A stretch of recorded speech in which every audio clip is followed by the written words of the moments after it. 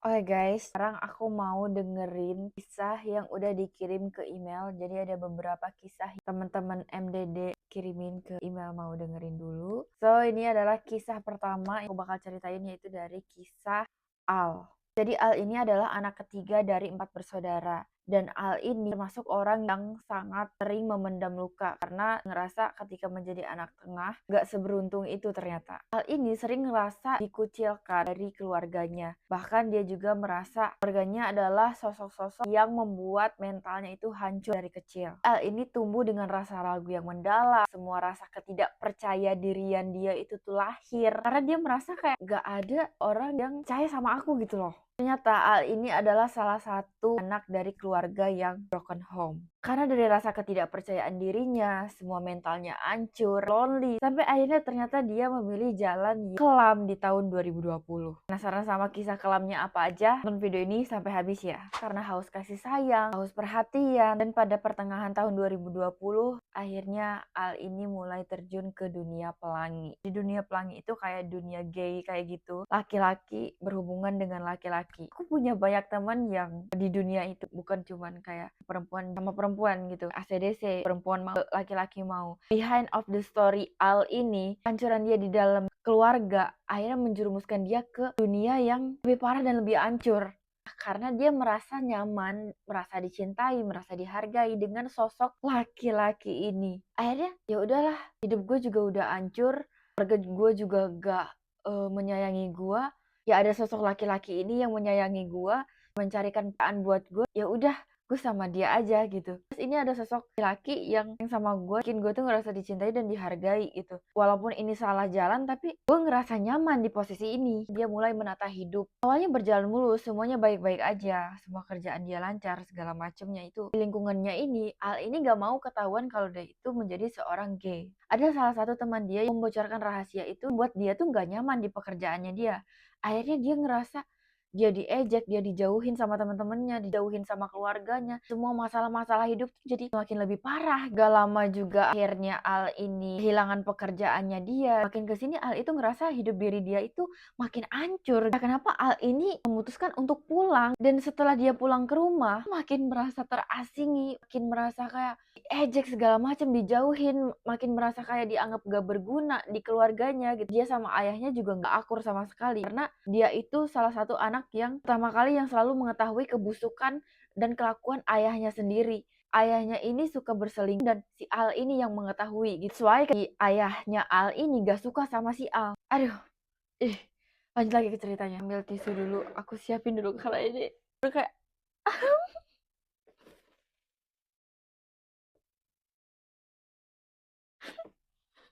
aku tuh relate sama kisahnya si Al karena aku pun ngerasain dulu itu gimana gitu loh. Ya, dia ngerasa dia tuh pengen banget ketemu ayahnya gitu loh. Apa-apa kita tuh pengen cerita ke orang tua. Apalagi sosok ayah gitu. Sosok ayah tuh orang yang cinta pertama kita gitu. Tapi ternyata ayahnya tuh gak mau ketemu sama si Al.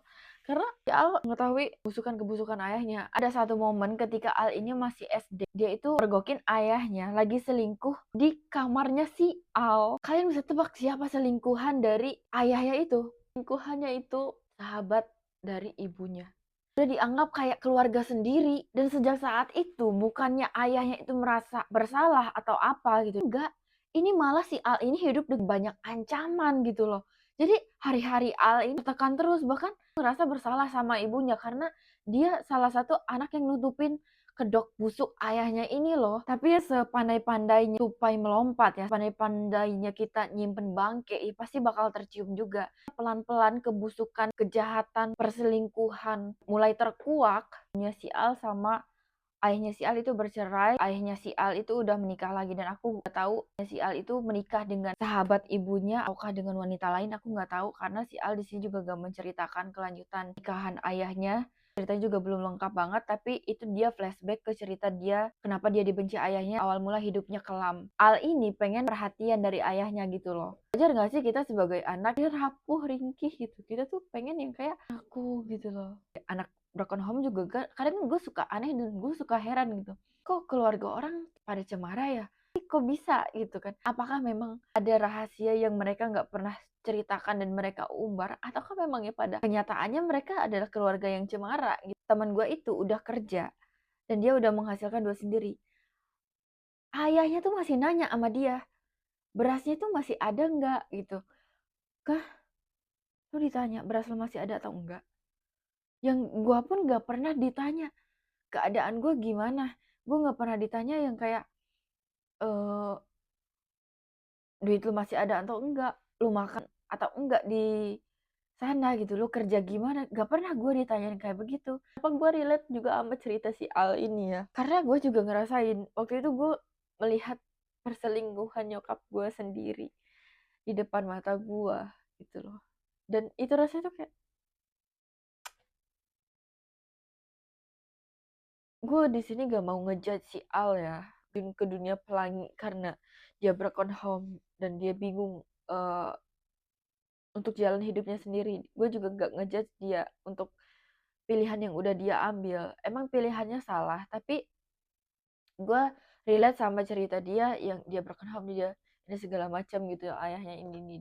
Gue ngerasain sih gimana sakitnya jadi anak broken home. Makanya gue sempat bilang di video perkenalan kenapa gue mau bikin podcast ini, karena gue pengen kayak kalian di luar sana, anak-anak broken home, gak harus kalian terjun ke dunia yang kelam gitu loh. Gue gak menilai diri gue tuh benar, hidup gue gak benar, hidup gue gak 100% benar gitu loh. Tapi gue alhamdulillahnya mau belajar dari dulu tuh. Si Al ini cerita juga dia pengen bunuh diri dan segala macam, dan gue juga relate. Gue dulu waktu kecil, waktu kelas 4 SD, gue stres banget sama pertengkaran kedua orang tua gue. Gue pusing banget dengan semua keadaan di rumah. Gue ngelihat orang tua gue berantem dan segala macam, jamak-jamakan di depan gue, sampai akhirnya papa gue pergi ninggalin kota itu gitu loh, sampai dia pergi ke kota lain gitu. Nyokap gue berselingkuh gitu. Aduh, maksudnya kayak gue pengen mati aja gitu. Dan pisau tuh udah di tangan gue. Pada saat itu gue masih kecil, gue gak ada siapa-siapa di rumah, pisau udah di tangan gue. Tapi itu gue gak tahu itu keajaiban Allah atau setan atau hantu atau apa, gue gak ngerti. Di situ tuh pisau udah di tangan gue, dan gue tuh ngedenger kayak, udah Mia, eh, jangan ngelakuin itu gitu. Suatu saat kamu pasti punya hidup yang lebih baik. Kata-kata itu selalu gue ingat, dan bahkan sampai sekarang gue ingat gitu. Meskipun gue nggak tahu itu siapa yang ngomong. Ini gue gak ngerti ya, apa gue halu gitu pada saat kecil gitu. Yang jelas intinya gue gak jadi buat melakukan uji coba bunuh diri pada saat itu, pada waktu gue masih kecil. Makanya di sini gue nggak ada satupun goresan-goresan di tangan gue sampai sekarang, alhamdulillahnya gitu loh. Karena kata-kata itu tuh yang selalu gue pegang, yang kayak, ayo pasti lu punya hidup yang lebih baik, walaupun keluarga lu hancur, keluarga lu broken home gitu, pasti pasti gue bisa. Gue selalu ngomong ke diri gue, gue pasti bisa punya hidup yang lebih baik gitu. Kata-kata itu yang uh, menemani gue, ibaratnya yang jadi fondasi gue gitu hidup, walaupun kadang kan gue kayak gitu, kayak kayak anjir banget Tuhan, kenapa gitu. Ini baru cerita baru cerita masa kecil gue ya, belum lagi cerita perjalanan gue apa gue di titik sekarang itu. Gue juga di posisi sekarang, gue juga uh, belum sukses sukses banget, tapi gue ngerasa ketika uh, gue sekarang itu alhamdulillah gue gak bergantung pada pada keluarga gue, gak bergantung sama orang tua gue gitu. Gue bisa berdiri di sini, dan gue sangat bersyukur ya Allah. Andai gue gak ngerasain itu, mungkin gue gak bisa cerita ini ke kalian gitu. Dan kenapa gue mau cerita itu bukan karena gue ingin membongkar aib keluarga gue ya, tapi karena pondasi itu yang bikin gue tuh kayak bisa jadi sekuat sekarang gitu loh. Ini nanti kita bakal cerita lagi, bahas lagi tentang masalah anak broken home ini. Yang jelas buat Al, aku pasti nanti kabarin kamu kalau video ini udah tayang. Tapi aku juga tidak membenarkan apa yang udah kamu lakukan karena kamu broken home, terus kamu pergi ke dunia kelam dan segala macam gitu loh. Tapi aku juga gak bisa ngejudge kamu atas pilihan kamu itu. Tapi aku berharap apapun pilihan kamu, kamu bisa bertanggung jawab atas apa yang udah kamu pilih dan apa yang udah kamu jalanin. Dan aku juga bukan Tuhan buat ngejudge kamu, tapi surga dan neraka itu bukan urusan manusia, itu urusan Tuhan. Jadi mau kamu dicap apapun sekarang, mau kamu gimana pun sekarang, tetap jadi orang baik. Tetap jadi orang baik dan punya pandangan yang lurus ke depan. Dan satu hal yang bikin gue tuh ngerasa kayak apa ya? eh Ini gue cerita sedikit ya. Ini gue cerita sedikit tentang gue kehidupan gue di Jakarta. Ada beberapa orang yang menawarkan gue untuk menjadi sugar baby-nya dia, aka mungkin jadi ani-ani atau simpanannya dia. Dan gue gak mau, gue menolak secara baik-baik, gue gak mau. Karena apa? Karena gue ngelihat gimana perselingkuhan itu menghancurkan keluarga gue, dan ngelihat gimana gue sendiri hancur karena ulah orang tua gue gitu loh. Dan gue gak mau ngancurin keluarga anak kecil lainnya gitu loh, ngerti gak? Dari situ gue tuh belajar gue gak mau ngancurin keluarga orang lain karena gue tahu gimana rasanya keluarga gue hancur karena orang lain, dan gimana rasanya kayak keluarga gue hancur karena ulah orang tua gue sendiri itu. Makanya dari situ gue berpikir kayak gue gak mau ngancurin keluarga orang. Gue juga kalau diomong, gue juga bukan orang yang bener-bener banget, gue juga pacaran gitu loh. Tapi ya balik-balik lagi, surga dan neraka itu urusan Allah gitu, urusan Tuhan gitu kan. Ya gue ngerasa kayak sampai semua kesakitan-kesakitan yang gue rasain, yang gue alamin gitu, gue berpikir kayak apa yang gue kejar di dunia ini gitu loh, apa gitu. Sampai gue ngerasa kayak gue tuh pengen banget ngerasain kehangatan sebuah keluarga gitu, tapi kok gue nggak pernah dapetin. Even itu dari kayak pasangan sendiri, gue ngerasa kayak ketika gue punya pasangan, kok pasangan gue pada nyakitin gue gitu. Nyakitin gue dalam artian yang kayak ada yang dia gatal sama cewek-cewek gitu. Gue tuh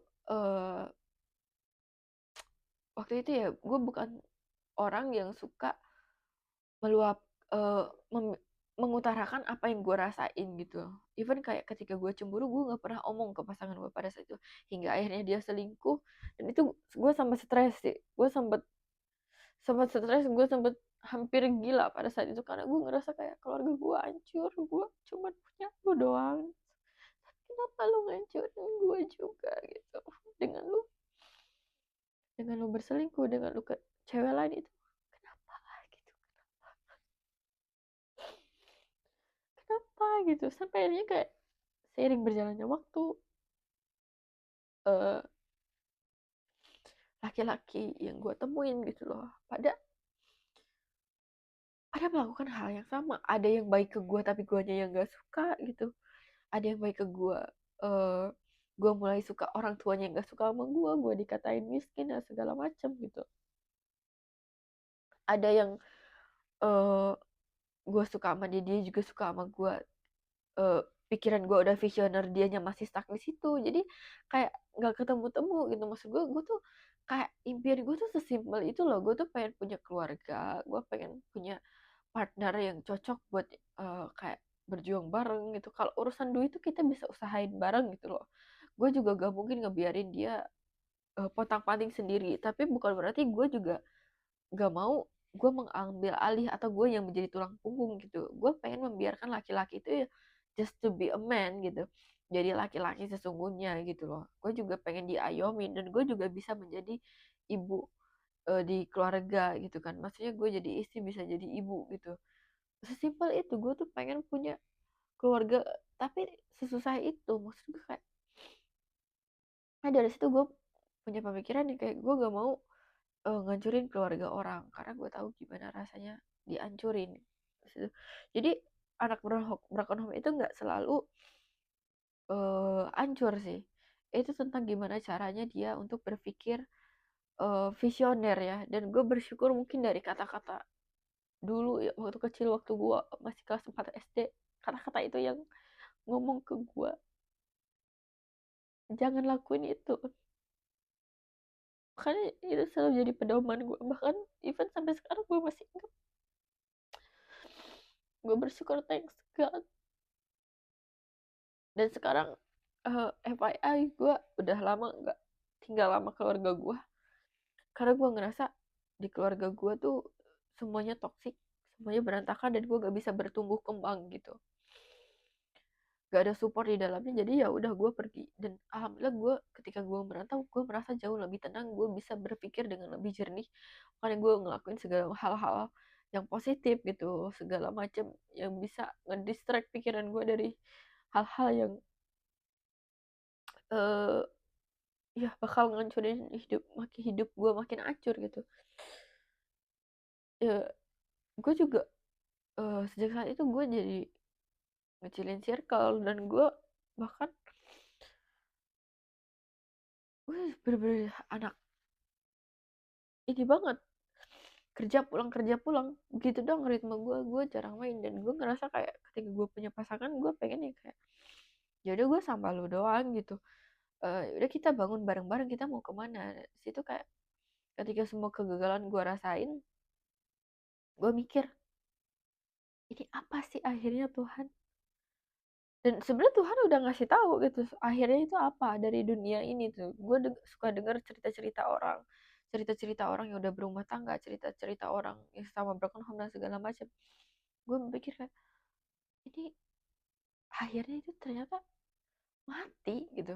Akhirnya itu gue melihat kematian di depan mata gue melihat kayak orang-orang di sekitar gue udah ada yang dipanggil sama Tuhan gitu.